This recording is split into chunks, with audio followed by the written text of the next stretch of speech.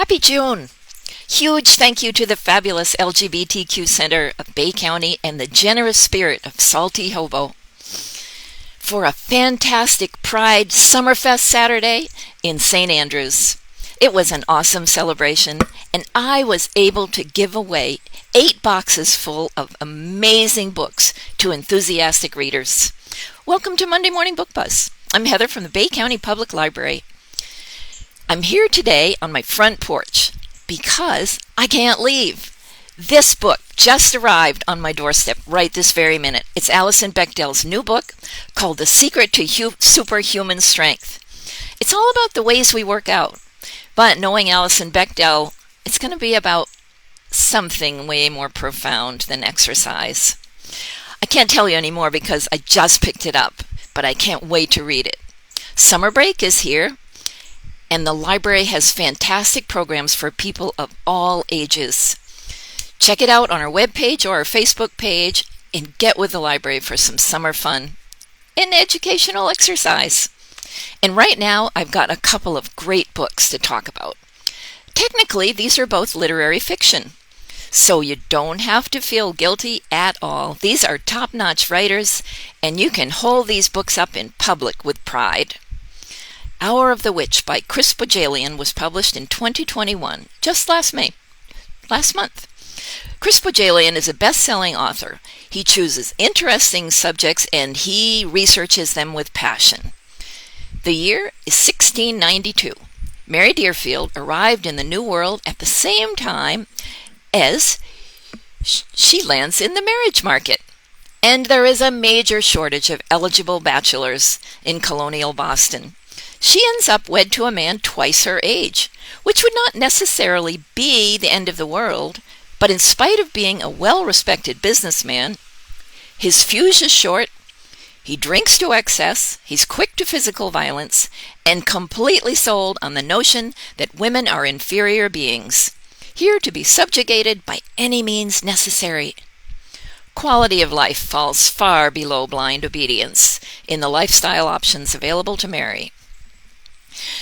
Now, Mary's father is a well-respected merchant on the cutting edge of the infant colonial economy.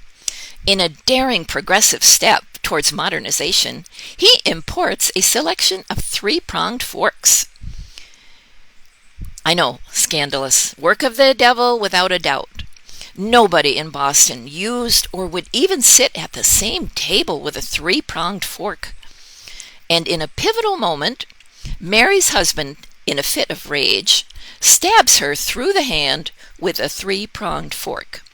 Mary, in turn, sues him for divorce. Equally scandalous. Divorce was rare in the colonies, but it did happen. They had a procedure, and you get to experience the trial right here in the book. Naturally, in 17th century New England, Mary Deerfield is accused of witchcraft, and the threat of hanging throws a shroud over the story. It's terrifying in many ways. If you don't mind being scared, this book is excellent historical fiction, packed with marvelous details of life in Boston.